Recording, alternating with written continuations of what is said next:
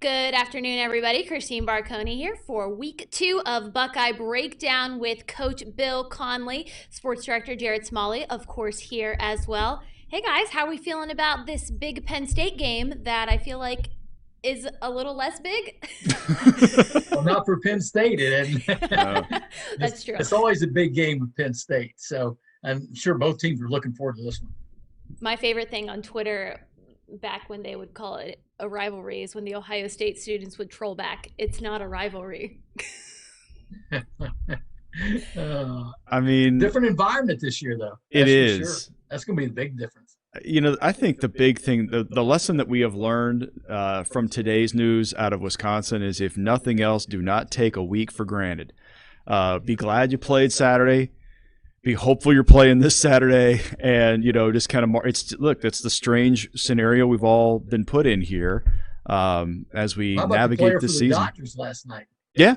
He found out during the game. Yeah, and then got back on the field And for took post his game mask off.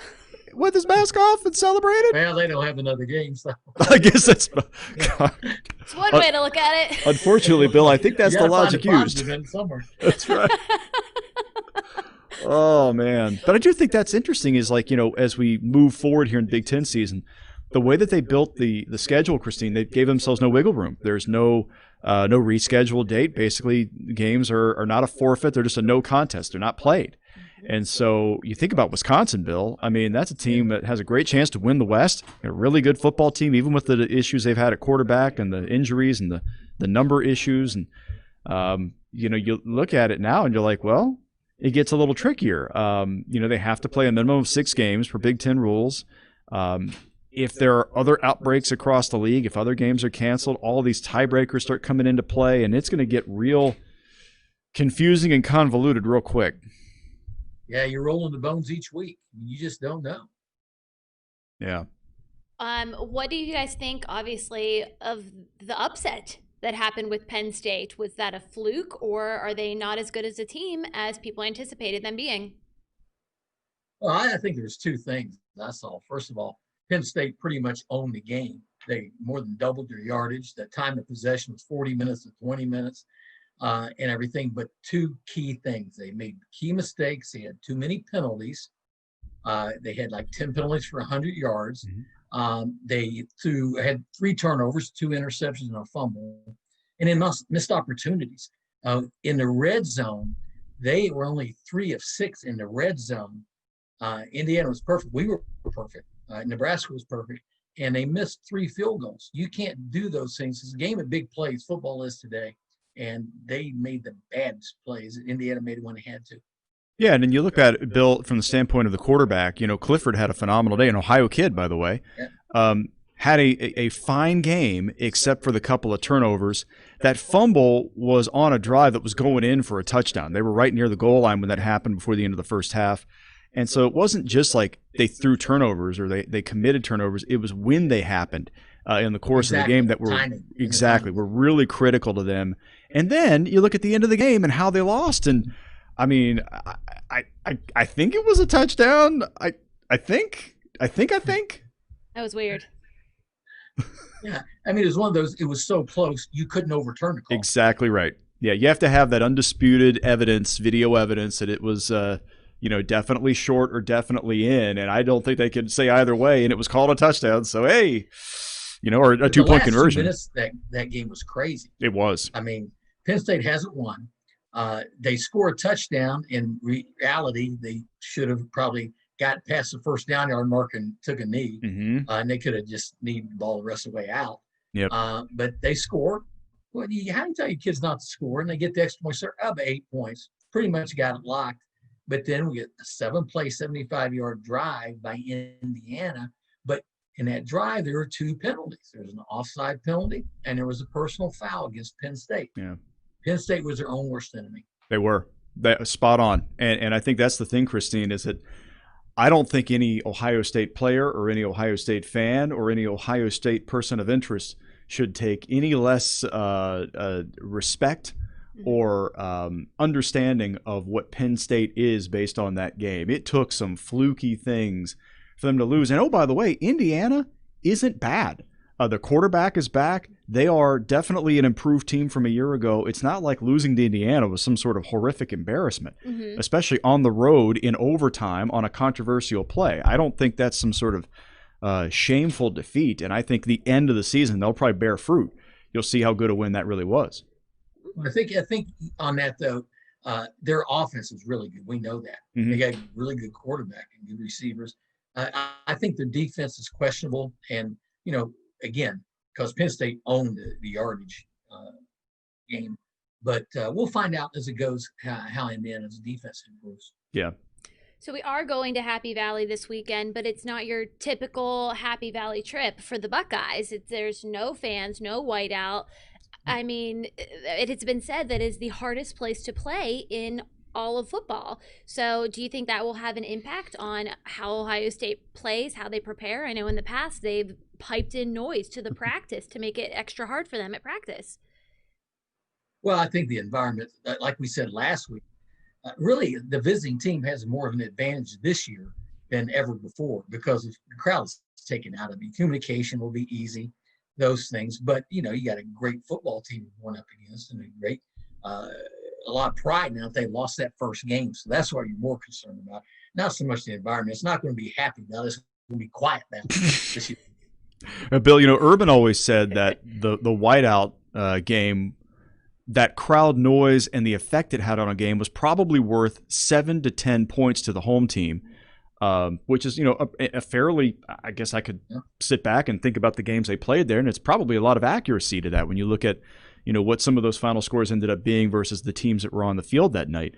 The whiteouts have been, extraordinary, and I've been those are probably some of my best memories of being at, of all these years of covering Ohio State, is going to that atmosphere, being in that stadium, feeling it shake back and forth. The sound never stops. The students are always in rhythm. They're united. You're talking about 30,000 people in that south end zone just losing their minds. And then out in the parking lot, it's chaos. They're out there throwing beer cans at people. Helicopters hovering. Helicopters blowing trash around, which is one of the weirdest things I've ever seen. You're making me reminiscent. Yeah, I mean, everything about going there is memorable. It's just a unique place for college football. And to not have that atmosphere Saturday night is a bummer, really. I think even the players are disappointed. I think that's one of the things that they were looking forward to having in the experience of going to play at Penn State. But I don't think they'll care too much when they can hear each other communicate during the game. That's a nice difference. Exactly. And I know one thing, the coaches probably are glad that noise isn't there. And the thing about it, though, think about, Jared, how many games at Penn State went down the last quarter? Yeah. Sometimes the last couple drives. Yeah. You think the last 5 years, the game has been decided by 11 points or less. I think the last time I cried is when they lost in 2016. In 2016? That's the last time you cried tears? No, cried over a game. Oh, I was going to say, wait a minute, I cry what? like every single day because of kitten videos.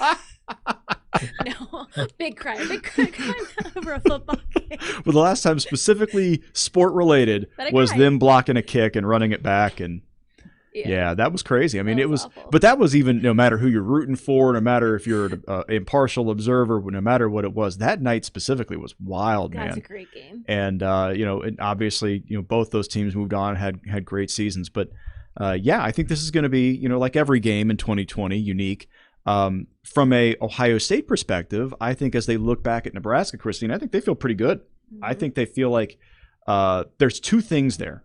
I think they feel like they won in dominant fashion over a team that they think by the end of the year is going to be pretty good, and they got plenty of things to correct. And they finally have game video off which they can correct them. That's true. What about, so we've got 2 primetime games in a row. Were you guys expecting the Rutgers game to be announced for a primetime game? Okay, I said it with a straight face, Jared. No. I was thinking about 9 a.m., Bill. They got an airtime for that on ESPN, 9 a.m. I'll tell you what. You've done that game about 2 o'clock in the morning. That's right. As the old, Bill, you remember the old Sonny Randall quote. Sonny was the old coach at my alma mater, Marshall. And Sonny had this famous quote when he was talking about a bad game. And he said, I'm going to tell you what now. If those 2 teams are playing football in my backyard, I wouldn't raise the shade. Uh, I mean, that's the kind of reality that one is. But it also, here's the other thing I would say about that. Fox Sports this week said that the Ohio State Nebraska game was the second highest rated game of the college football season so far. Now it's Ohio State, Nebraska, two big brand names, but it was noon Eastern time. So that obviously is a factor in the ratings across the country. There's a difference between, a noon Eastern and then prime time, where you can gather the most viewers across the entire country. Even still, that game did phenomenally well. Even if you could put Ohio State playing air in prime time and it would still get people. So I'm pretty sure that's what drove that decision. Like at least 1 million in Franklin County. Yeah, that's true. Ohio State turns on more TVs than anybody. You talk about when they added Rutgers and Maryland to the conference, the primary reason, one big primary reason was that TV audience on the East Coast. Yeah, that's true. So I did not get a chance to listen to Ryan Day's press conference this week. Jared, I'm certain you were probably on that call. What did he have to say? I think he's overall, the big message was what I was alluding to there. They are pretty happy with the way things went Saturday because they won the game comfortably. They made some big explosive plays. And, in the second half, Nebraska scored 3 points. And so I think they feel generally good about the improvement from half to half. And I think they feel also that it was a critical day from a teaching standpoint, Bill. You know what that is like when you get practice is practice. When you can teach from game tape, from game film, it's more apparent. There's more consequence involved in a game because you see what the potential damage is if you make a mistake, if you have a bad read or a mistake, a mental error on an assignment, and you see that come to fruition in a game, how it can hurt your team. I would imagine, Bill, the old adage, week 1 to week 2, right? I can't imagine Absolutely. That's going to hurt them. And I think you hit the nail on the head at the beginning there, Jared, because the first game is usually when you make a ton of mistakes. I mean, ask Penn State that. And there wasn't that many. We had one fumble, with no interceptions. Justin Fields was phenomenal. But we got to get better at some things. I think our first down run has got to get better. I mean, Justin Fields is our best first down run guy. You don't want that. Mm-hmm. So we got to get better on our running game. These running backs have got to get some. You said it, game repetitions. There's no substitute for it. They did not show the vision and the acceleration of things like J.K. Dobbins did. But you give more reps and they'll get better and better. The one guy that was kind of impressive, but it's late in the game, so that's a little different thing. Steele Chambers looked pretty good. Yeah, he did. And that big Jack Miller, so he can carry the ball. So, they'll get better, but again, plenty of things to work on. Bill, I want to ask you a question about the offense because it was the big question that I think a lot of folks were curious about after week 1. It didn't feel like Ohio State dominated the game on the ground with their main running backs, with Sermon and with Master Teague. Master scored a couple touchdowns. Sermon got some slight openings and some first down runs there in the second half. But they didn't necessarily blow them off the ball like you kind of thought they might because of the offensive line they have returning and the experience there and just the overall talent there. Was that in any way concerning to you, or does that kind of reflect the overall team issue of, cohesiveness and learning, how to play in a real game for the first time? I think it's the latter, what you said, because I noticed on running situations, lots of times on first down, you saw a lot of line stunts. In other words, line where they're moving, they're twisting and angling and slanting and things like that. On pass down, they're just laying back their ears and kind of coming after us. And they have a good defensive line, but I think it's really now you see that, oh yeah, that guy came here and that guy looped around. This is how we got to pick it up and get that experience by looking at game film, and then in practice, of course, you put those things in because Penn State looked at it. They'll try some of that stuff. So it's just a learning experience. Sure. Christine, got any questions?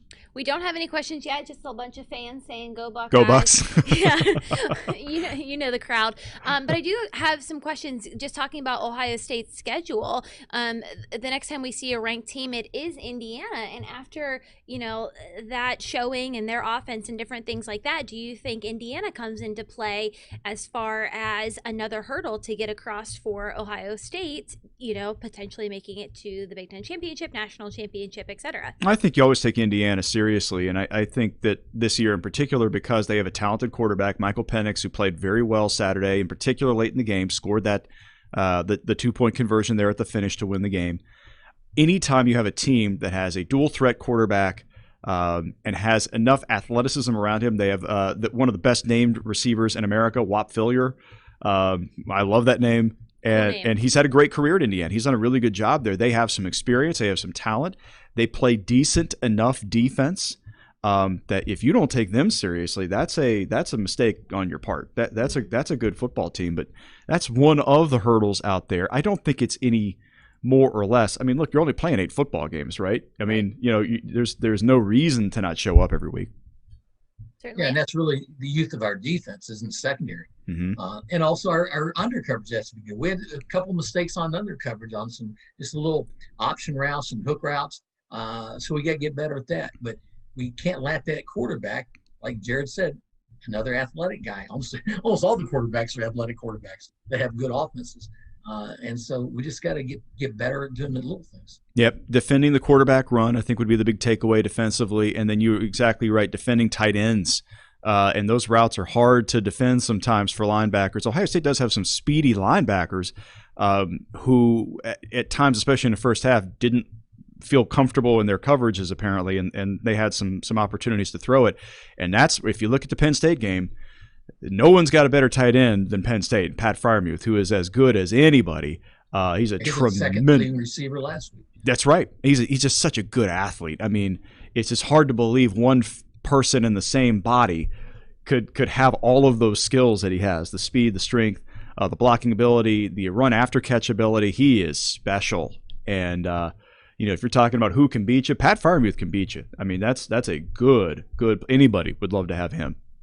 I think Load to bring down. Yeah. Should probably talk about today the news coming out of Wisconsin Mm-hmm. and their game being canceled. First Big Ten game, week 2. We've already got a game canceled because a dozen people have tested positive for COVID on the Wisconsin team. Yeah, and Bill, I think this is the curiosity I have. Ryan Day has told us, and I think it's just it's a part of the message that they want to portray to the public more than just their actual execution of it, but they want to tell people how seriously they're treating it at Ohio State, that he and several of the other staff members are not currently staying at home because they're trying to avoid exposure. They have kids in school, and they're just trying to limit that risk at any measure they can. They are taking it very seriously. But Bill, think of it right now. If you're coaching this team, how many holes are in this bubble? I mean, it is a permeable membrane in that this virus can get in there with one harmless interaction, seemingly. Yeah. And I think that's just I can't imagine you're trying to coach a football team and coach against a virus at the same time. Yeah, exactly right. And nobody's been more cautious and more safe in terms of what they're do procedural-wise and protocol than Ohio State. I mean, ever since back in August when they they're going to be playing, they've done everything you need to do. But again, I was thinking, Jared, perfect example, probably after the game, I think as a player and a coach, you get done with the football game, and normally you go out behind out the South Tower there and you meet your parents and friends and stuff like that and talk to them and hug them and stuff like that. I mean, players can't even do that. You got to get around those buses and get the. Well, Bill, you're right. I mean, the point about the families was pretty striking. And I was in the building on Saturday after the game.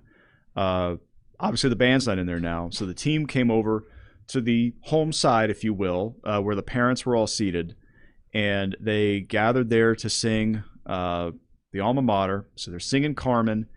And then basically the interaction between the kids and their parents was like kind of a wave, like they were kind of insane, just kind of, hey, bye, see you later, because they didn't want parents gathering around each other over by the locker room where they would ordinarily be waiting there to talk to the kids.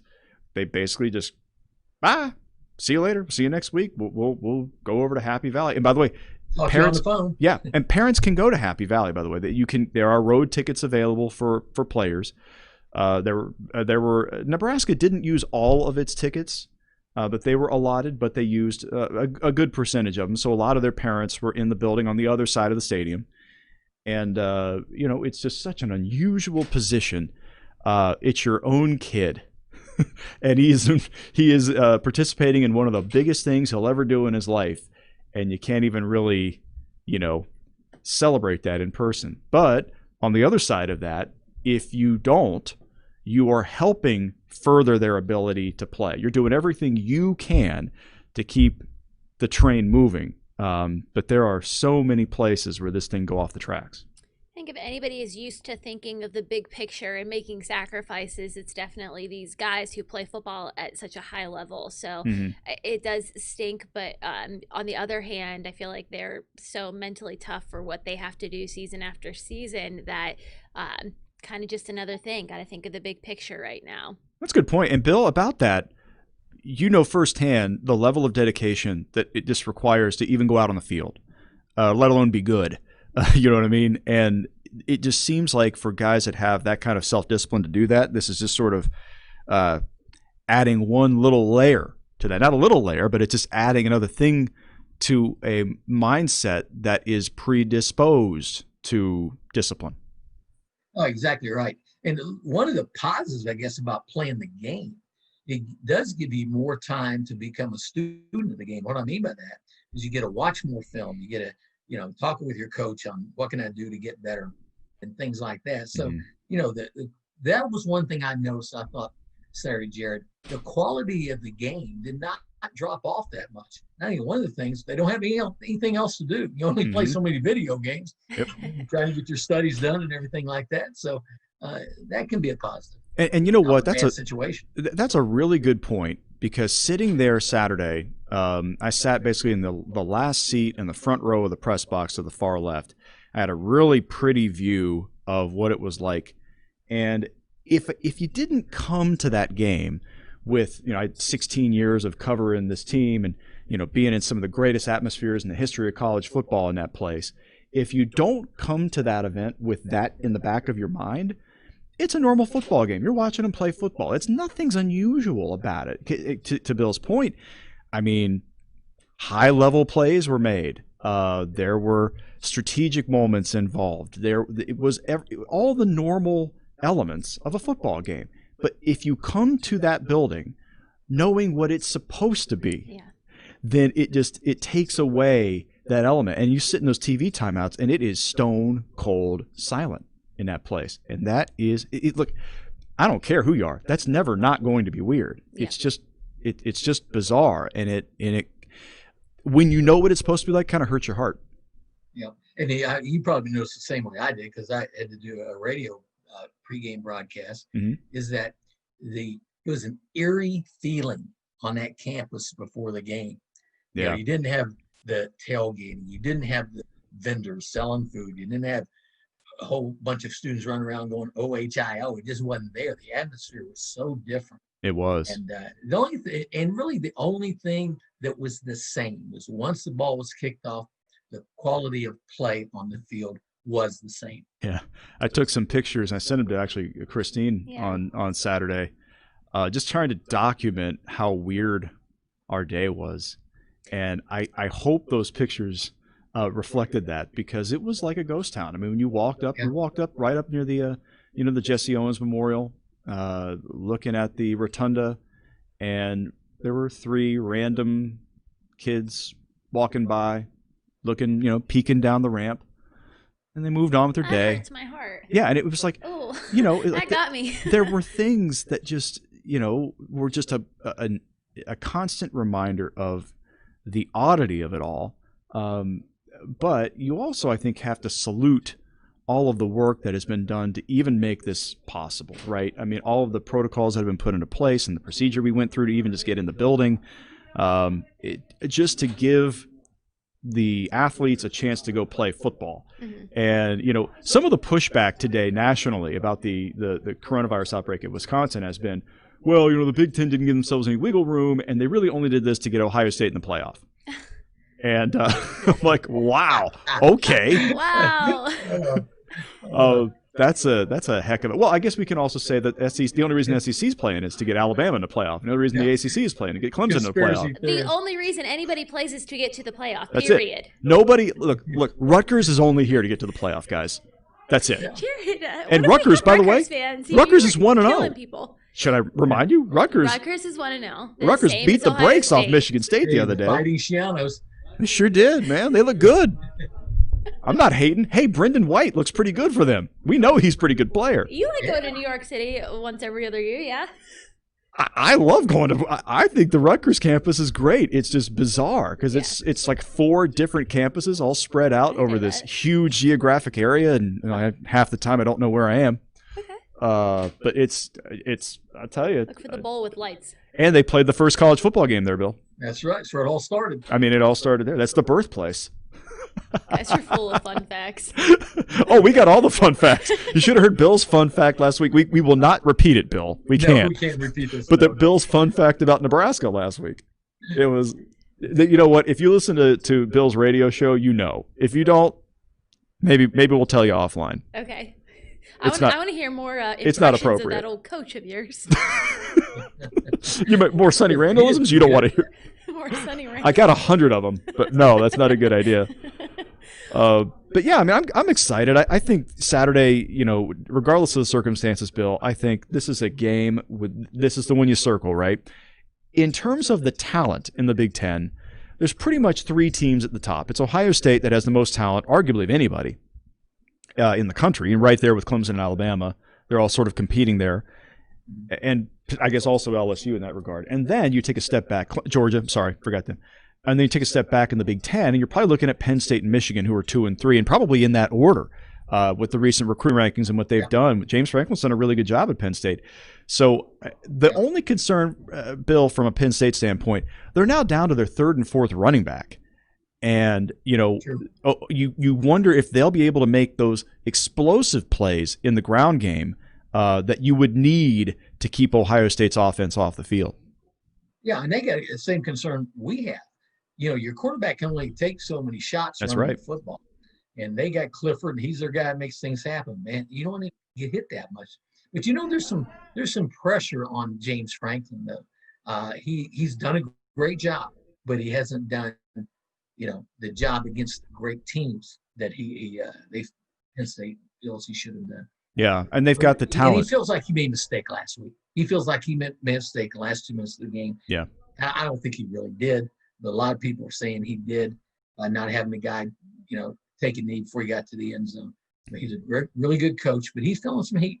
Yeah, I mean, and the other thing is, he's doing all those things that you have to do to go compete with. You have to recruit at that level. You can't, if you want to consistently beat them, you need the chess pieces. And they're out there competing with Ohio State for the best chess pieces. And there's a bunch of guys playing at Penn State that Ohio State would love to have. I mean, there's some really good players in Happy Valley. And I think that's the curiosity is, here's another one for you. The number of guys who are going to cross that border both ways. Sean Clifford from Ohio going to Penn State. Julian Fleming, arguably number one player in America coming out of high school last year, the receiver from Pennsylvania. Came to Ohio State. I mean, he's a player. He is a tremendous. He caught a pass last week. And how about we haven't even talked about the Jackson Smith and Jigba catch. My gosh. How he defied physics. That was amazing.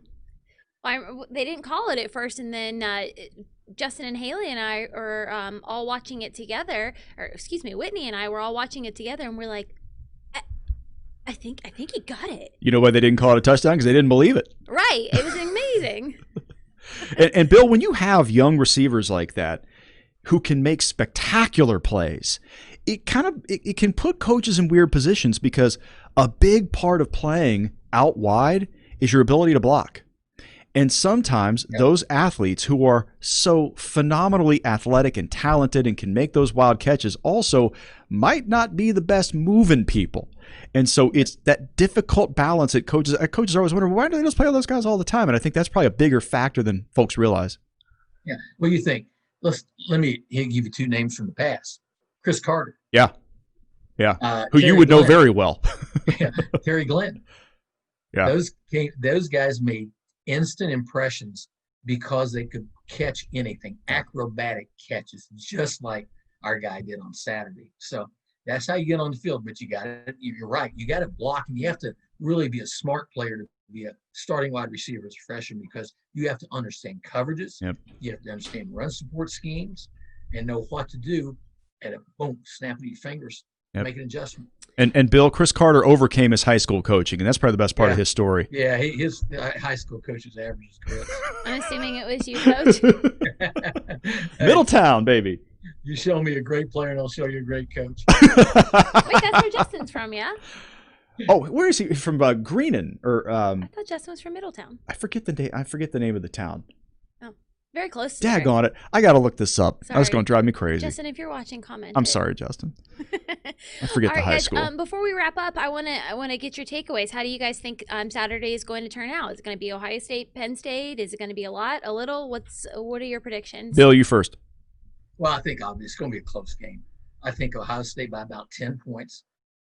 I think we've got to establish a run. We got to definitely contain Clifford. He's the guy that makes things happen for them. We get that better first down protection, but also first down production. But we also have to really protect Justin Fields. They have a guy by the name of Shakatoni, who's a defensive end, leading tackler, had 2 sacks last week. He's coming off the edge like a locomotive. So we got to give great pass protection. You know, it's scary to think how good Penn State would have been up front if you combine Tony with Micah Parsons, who opted out of the season. You would be thinking that's best team in the country right there if you can put those guys out there. With Parsons opting out of the season, it certainly changed some of the landscape defensively for Penn State. But Shaka Toney is still an outstanding player, and he's a handful for whichever tackle he's matched up on. Thayer Munford, and really, Nicholas Petit-Frere in his first start got rave reviews. People were very happy with how he played out there. So I think they're feeling pretty confident about where they are up front, their development. I think they're going to take a big jump. Christine, I think they have a great chance because of who is playing quarterback at Ohio State and because of the lack of crowd atmosphere to go out and win the game by 15, 20 points. I think the spread is about 12. Is it? And I wouldn't be surprised at all if they cover that. I don't think it's going to be the nail biter that we've had in some cases there. And I just say that because I feel like defensively, this is a team that in Penn State, this is a team that Ohio State matches up fairly well with. They can win those matchups outside. They have, one of the best cornerbacks in America with Sean Wade, and they can kind of take away half the field. They would actually, I think their wish would be to force Clifford to run. He'll pick up some first downs, he'll make some plays, but I think ultimately that's how you're going to win the game, is turn him into a running back. And I think they can by the second half do that and get to that point. But I bet first half's very close. All right. Well, I am looking forward to it, certainly. And you guys can count on us for wall-to-wall digital coverage. We will have a pre-show. We'll set that time probably about an hour before the game, so probably around, 6. Let's do 6:30. We have 6. Well, let's do it 6:30. Let's do it. You have Pepsi Sports Saturday, no? We got it at 7:30. 7:30. Okay. Well, let's do it at 6:30. Let's do it. We'll set it right now. 6:30. Saves me an email. All right. There you go. We'll do the pre-show at 6:30, and we will see you guys then for pre- and post-game coverage. It was fun last week. It was awesome interacting with you guys then, so make sure you tune in for that, and we will see you guys later. First at 4 begins in less than an hour and a half. We'll see you all then. Thanks, Coach, for being with us. See you, Bill. Go Bucks. Beat Lions.